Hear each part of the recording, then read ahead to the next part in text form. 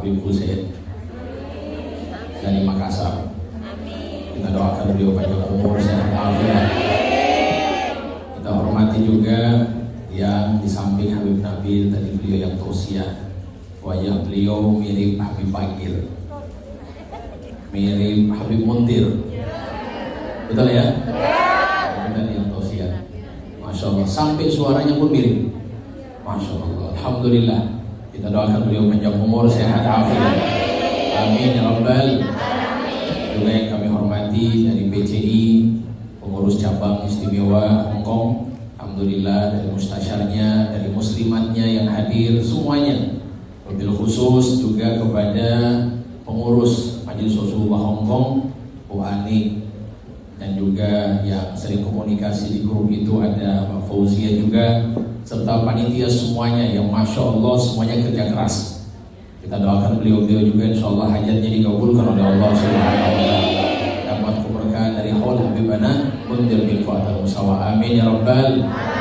Serta bapak-bapak, ibu-ibu, hadirin hadirat, muslimin muslimat, insya Allah semua kita yang hadir, yang sakit disembuhkan oleh Allah, yang punya hajat, hajatnya dikabulkan oleh Allah, yang banyak hutang, hutangnya dilunasi oleh Allah. Itu yang paling banyak saya tahu. Banyak hutangnya. Memang kelihatan wajah-wajah banyak hutang. Kelihatan sih. Mau hutangnya lunas? Saya kasih satu resep. Ini satu-satunya kiai yang sampaikan ke saya. Bilang, Habib, ada satu cara supaya hutang lunas. Hafal semuanya. Masya Allah. Berarti semuanya ini tahu. Insya Allah hutang lunas. Kira-kira kalau dipikirkan hutang lunas atau tidak? Insya Allah semuanya paham. Amin ya rabbal. Alhamdulillah. Pada waktu yang barokah ini, sore hari ini saya diminta ceramah. Insya Allah singkat, gak lama. Lama gak apa-apa, Pip. Nanti pesawatnya meninggalkan kami. Insya Allah tausiah ini singkat, dan insya Allah kita bisa bawa pulang ke rumah.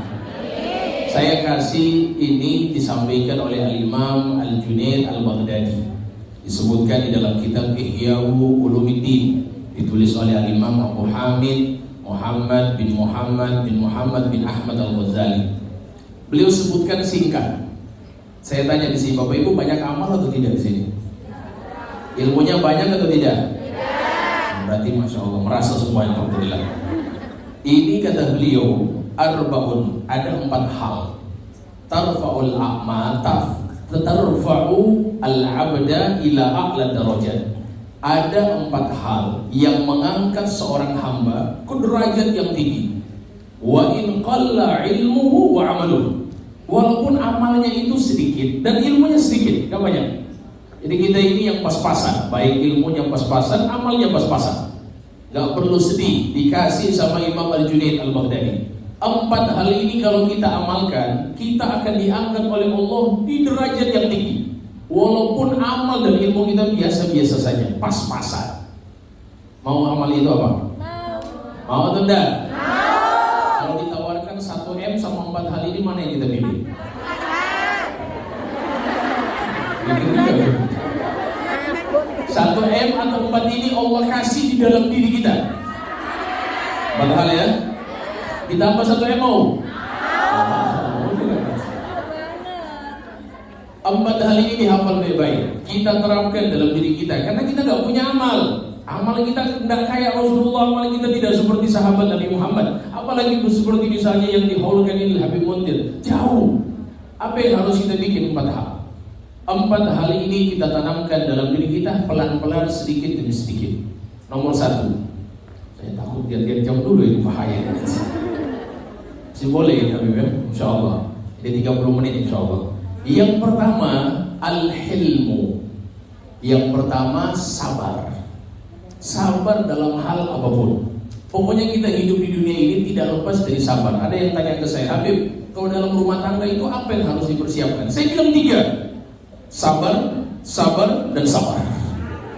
Tidak ada yang lain. Dalam hal pekerjaan, sabar, sabar, dan sabar. Berteman, sabar, sabar, dan sabar. Nggak ada yang lain. Semua konsep dalam hidup supaya sukses sabar. Gangguan orang, cemoohan orang, semuanya begitu. Habib, saya mau semua orang mau supaya itu semua orang cinta dengan saya. Berarti kita orang gila. Gak mungkin.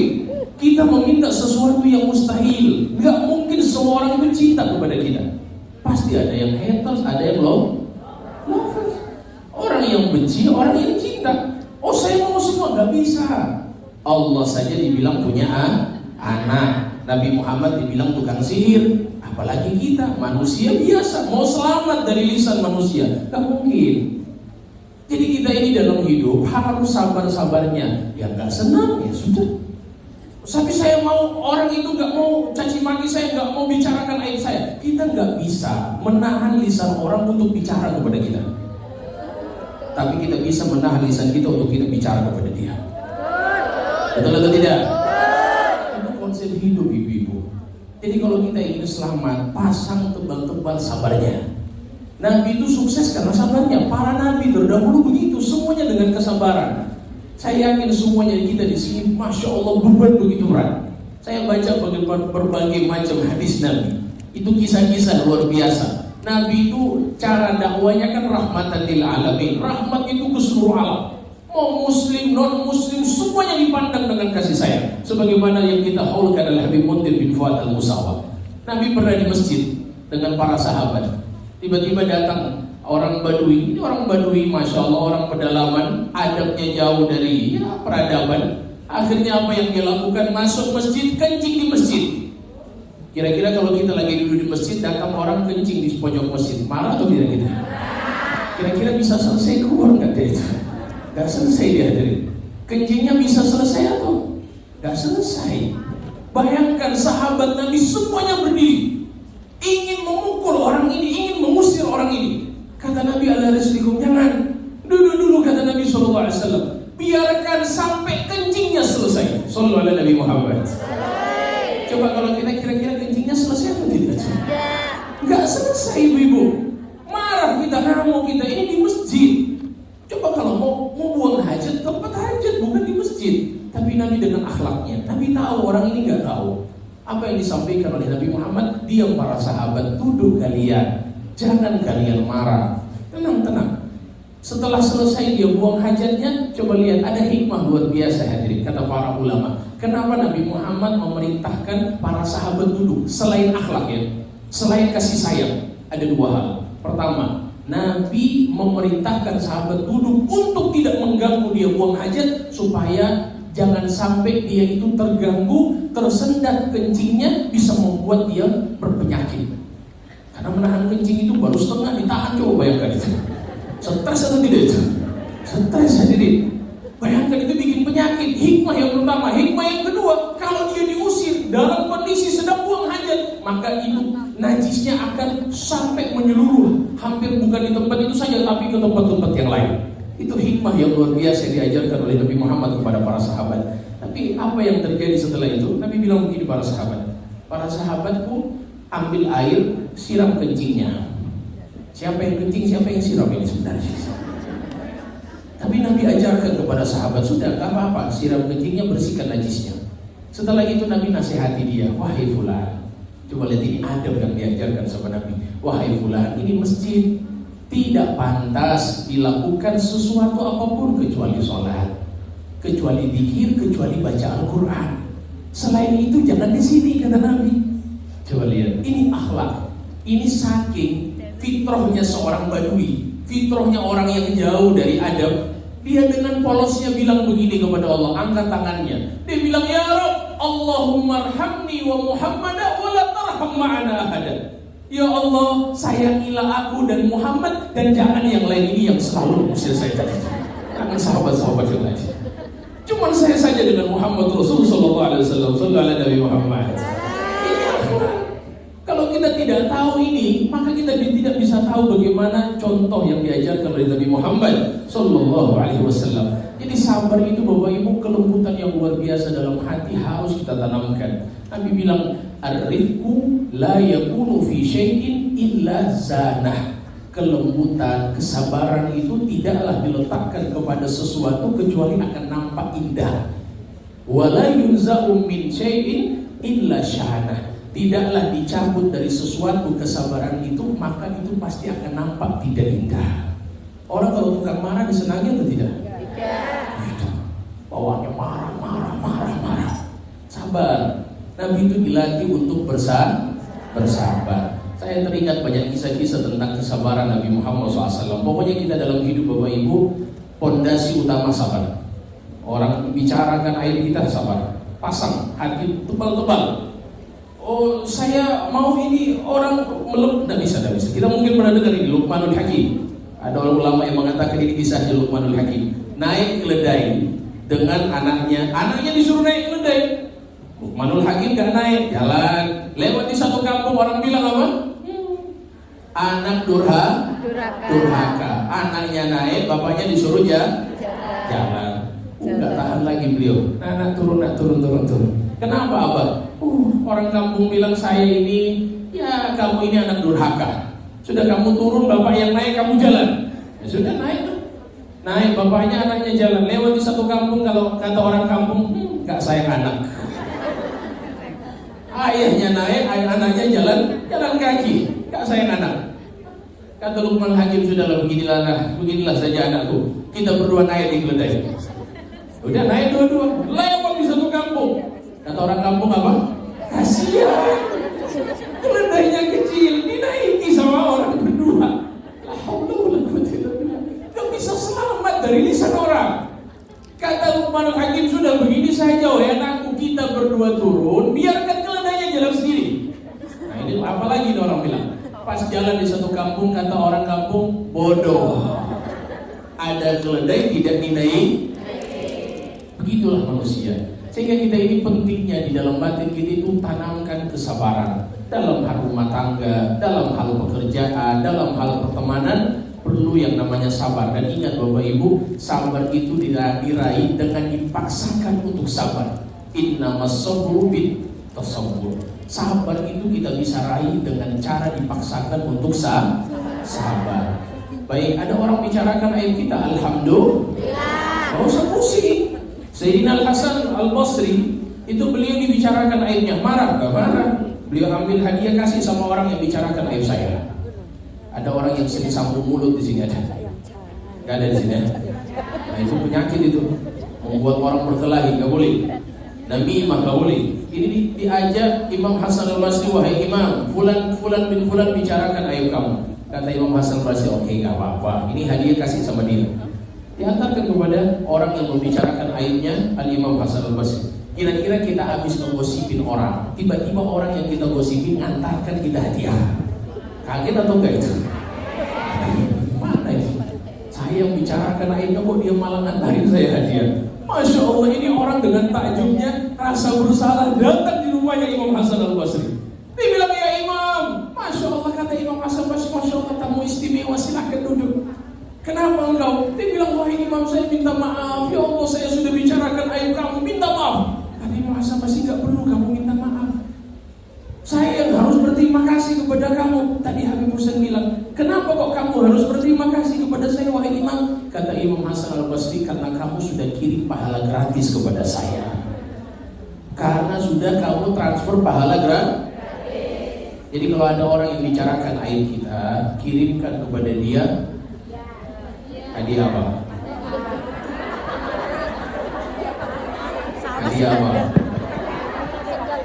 Kalau doa mati, kirimkan doa yang baik, kirimkan hadiah yang diajarkan oleh para ulama kita. Sallallahu alaihi Nabi Muhammad.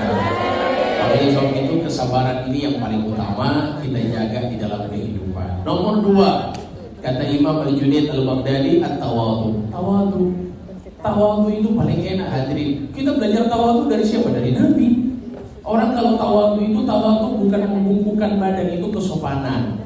Tawadhu itu merasa dirinya tidak mulia dari orang lain. Itu tawadhu. Dan ini dicontohkan oleh Habib Mundir, dicontohkan oleh kakak beliau Habib Nabil. Beliau ini Habib Nabil, Masya Allah, kami sepanjang jalan koper saya mau dibawa sama beliau. Coba bayangkan ini, gak tahu siapa ini, saya yang paling muda koper saya mau dibawa. Saya bilang gak usah, Habib, saya yang bawa. Ini bentuk ketawaduan. Kita belajar gak perlu baca kitab banyak-banyak. Kita lihat akhlak ulama, kita lihat akhlak guru, selesai. Kita tahu begini loh tawadu yang sesungguhnya. Tawadu juga apa? Membantu istri di rumah. Itu tawadu. Kayaknya di sini bapak-bapaknya nggak ada semua kayaknya. Ada bapak-bapaknya. Laporin sama bapak-bapaknya nanti. Kadang ada istri-istri yang ngeluh ke saya ini ibu-ibu termasuk banyak sekali yang curhat. Di media sosial itu banyak sekali. Curhat masalah sana sini, datang ke rumah minta ini minta itu. Masalahnya masalah rumah tangga. Gak tahu kenapa kok rumah tangga terus ini. Ternyata memang masalah yang paling besar itu banyak saya dapatkan Bapak Ibu. Yang paling banyak itu juga termasuk suami itu jarang membantu istri. Coba lihat, aku semua lihat. Suami yang jarang membantu istri. Ternyata istri itu sering ngamuk-ngamuk di rumah. Suaminya Masya Allah malas membantu istrinya. Saya kasih contoh sederhana. Saya itu sengaja kemarin jalan dengan tim khidmat yang ada di Hong Kong. Saya sengaja membawakan tas istri saya. Saya itu kemana-mana, saya sengaja bawa tas istri saya. Itu sebenarnya bentuk ketawaduan kita kepada istri kita, kepada keluarga kita. Seperti itu yang diajarkan. Nabi itu karena yang nusubaitahu, beliau menyapu rumah. Nabi Muhammad menyapu rumah. Nabi Muhammad itu enggak tegang di dalam rumah Bapak Ibu. Karena yang nusubaitahu wa yaksifu na'lahu wa yakhitu thawbahu. Bajunya sobek dijahit sendiri oleh Nabi Muhammad SAW. Ini ketawaduan. Ini bahasa yang paling gampang. Urusan rumah tangga dibantu oleh Nabi Muhammad SAW. Gak usah jauh-jauh di luar. Di dalam rumah tangga kita praktekkan kepada anak dan istri kita. Itu yang sebenarnya. Nah, ini nomor 2 tawadu. Yang ketiga as-sakha. Apa itu as-sakha? Dermawan. Orang kalau ingin diangkat derajatnya, yang ilmunya sedikit, amalnya sedikit, tolong dermawan Bapak Ibu. Jangan jadi pelit bin bakhil bin kikir bin apa lagi? Bahasa Hong Kong apa? Kikir. Kuhong. Kuhong. Saya dari kemarin laki-laki gak bisa-bisa. Yang saya bisa hanya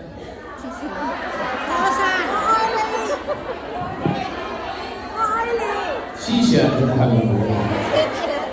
Kalau apa kabar Cimao itu apa itu? Apa kabar?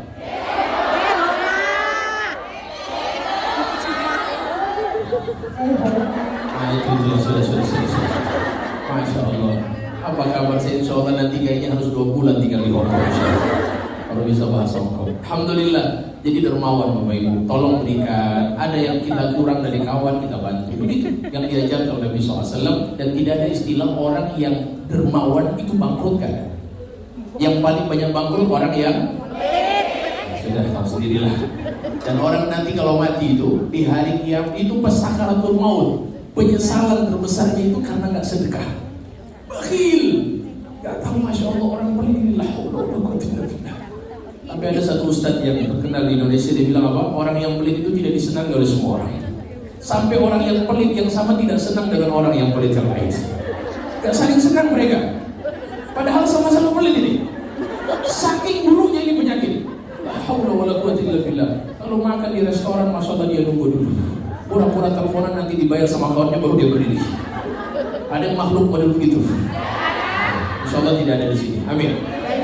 As-sakha. Mana qasad malun bin sadaqah, tidak akan berkurang harta itu dengan sedekahnya, tidak berkurang. Jadi apa yang kita sedekahkan, kita sedekahkan. Nah, sehingga sedekah ini insya Allah mengangkat derajat kita, meluaskan rezeki kita, memanjangkan umur kita. Jadi ini yang ketiga kita jaga. Lihat jam dulu.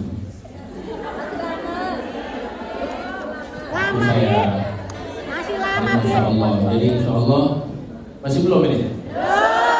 Ada satu kisah. Ini kisahnya nyata. Ini kisahnya nyata. Ada satu kiai bilang begini kepada jamaahnya. Dia bilang, ya fulan bin fulan ini yang hadir para bapak-bapak. Sudah insya Allah nanti kalau kalian yang menyumbangkan harta kalian di masjid pondok pesantren, kalian itu sedang mematahkan 70 rahang setan. 70 rahang setan dipatahkan oleh kalian dengan sedekah kalian.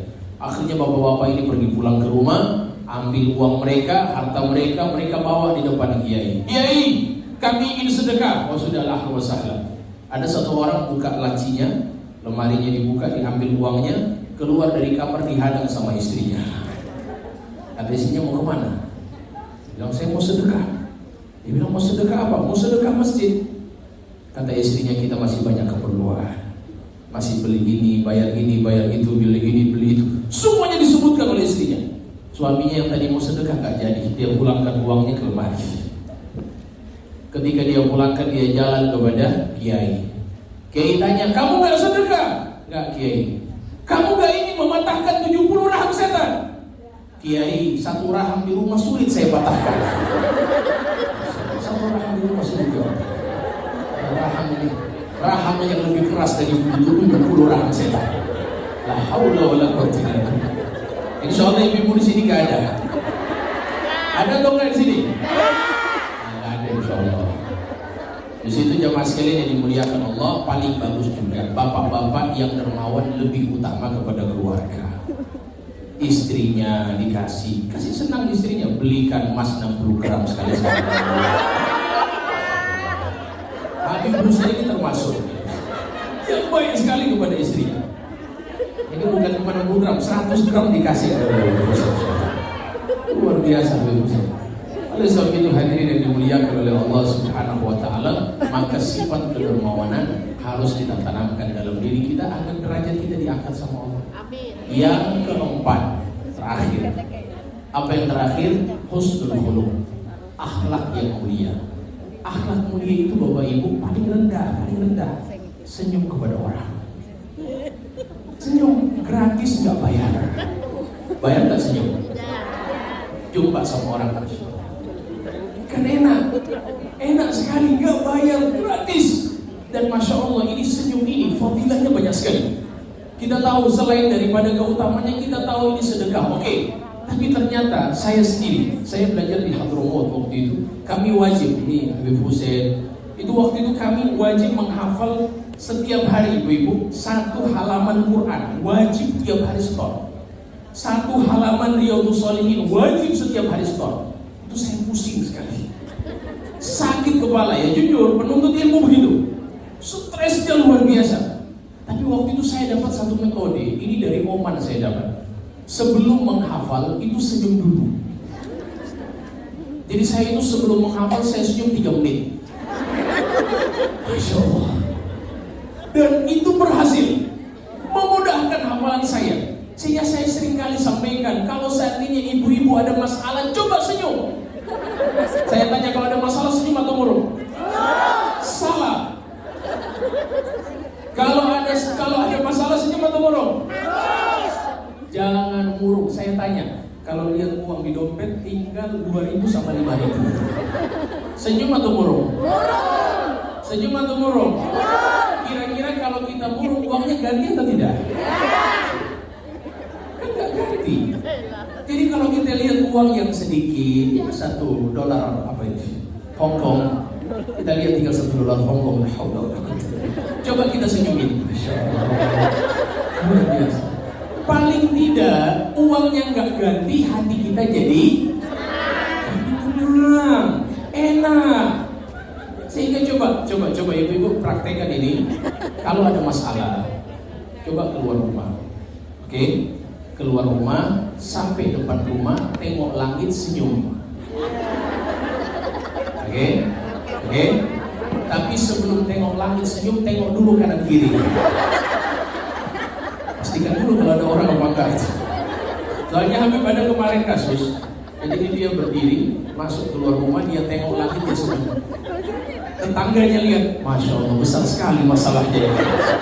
Besar sekali masalah. Sampai langit pun disenyumi oleh dia. Cuma jangan pakai itu, jangan. Senyumnya itu di kamar aja, senyumnya di rumah, ya, tapi jangan terlalu lama. Sallallahu alaihi Nabi Muhammad. Masih mulia atau tidak ini? Baik, Bapak Ibu jamaah sekalian yang dimuliakan Allah, senyum kepada saudara muslim, senyum kepada saudara muslimah. Tapi ingat, senyum yang membuatkan fitnah haram, tak boleh. Ya kadang-kadang orang senyum, Masya Allah, yang belum menikah sama yang belum menikah senyum, Masya Allah. Itu ada apa-apanya pasti. Ada masalah di situ pasti. Jangan, kita jaga pandangan, jangan sampai ada fitnah. Sehingga kalau saya itu kalau jumpa ada manusia nggak pernah senyum Bapak Ibu, ada kan? Saya pernah jumpa. Jadi kalau ada makhluk, saya pernah senyum sama orang, diam. Saya senyum dia, nggak mau senyum. Jadi kalau bapak-bapak, ibu-ibu khususnya jumpa sama manusia yang nggak pernah senyum, tanya langsung sama dia. Coba pastikan saja kamu ini jin atau manusia. Kamu nggak pernah senyum. Akhlak Nabi, sunnah Nabi, mudah, gampang, nggak sulit. Apa yang membuatmu sulit untuk senyum kepada saudaramu? Gratis memberikan pahala kepada orang lain, memberikan pahala kepada kamu. Hati orang lain tenang, kamu dapat pahala. Alhamdulillah. Mudah-mudahan kita semua diberikan keberkahan oleh Allah. Amin ya rabbal alamin. Bapak Ibu, di Hongkong capek atau tidak? Lelah atau tidak?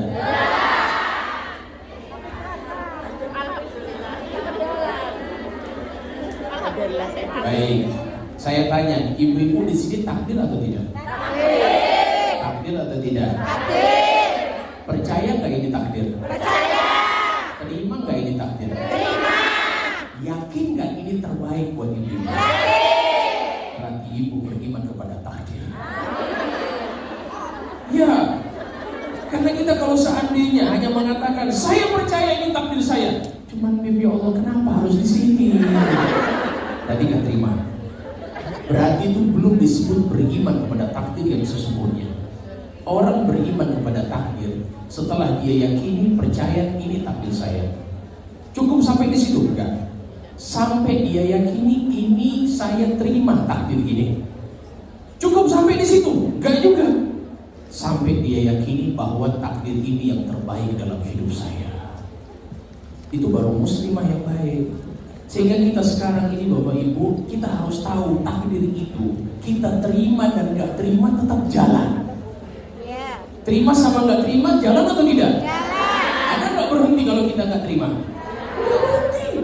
Jadi takdir itu kalau kita terima apa nggak terima, ya tetap dia jalan wis. Nggak pernah dia berhenti, itu takdirnya Allah. Tinggal bagaimana kita yakini ini terbaik buat saya. Itu muslimah yang baik. Sehingga Allah bilang dalam Al-Quran, wa asa an takrahu syai'an wa huwa khairul lakum wa asa an tuhibbu syai'an wa huwa syarrul lakum wallahu ya'lamu wa antum la ta'lamun. Bisa jadi yang tidak bagus, yang tidak menyenangkan hatimu itu baik buat kamu. Dan bisa jadi yang membuatmu senang itu tidak baik buat kamu. Coba lihat kata Allah, ini penutup statement terakhir dari Tuhan. Apa kata Allah? Wallahu ya'lamu wa antum la ta'lamun. Allah Maha tahu. Allah lebih tahu, sedangkan engkau tidak tahu. Jadi jangan sok tahu. Itu tambahan dari saya dengan sok tahu itu. Bukan ayat Quran. Cuman saya ingin sampaikan, jangan kita sok tahu dengan Tuhan. Takdir ini baik buat kita. Sehingga alhamdulillah majelis Rasulullah Hongkong ada, ini menjadi wadah. Majelis taklim yang lain ada, ini menjadi wadah. Semua kebaikan untuk kita. Bapak Ibu sabar. Ini sebentar, gak lama. Tempat kita nanti yang lama nanti di akhirat. Tempat kita selamanya nanti di surga. Justru itu kuatkan hati, kuatkan sabarnya. Yang pisah dengan suaminya yang sabar, yang pisah dengan anaknya yang sabar. Waktu ini cepat. Biarkan kita bisa di dunia, jangan sampai kita bisa di akhirat. Itu yang kita harapkan. Mudah-mudahan Allah kumpulkan kita bersama keluarga kita insyaallah di akhirat bersama Nabi Muhammad SAW. Mari kita berdoa kepada Allah. Kita angkat tangan kita bermunajah di sore hari ini, kita minta semua hajat kita.